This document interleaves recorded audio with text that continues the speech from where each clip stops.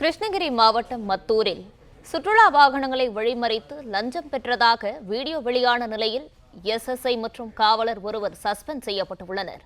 கூடுதல் விவரங்களை வழங்குகிறார் செய்தியாளர் அருண். அருண், வணக்கம். இது குறித்தான கூடுதல் விவரங்களை பதிவு பண்ணலாம்.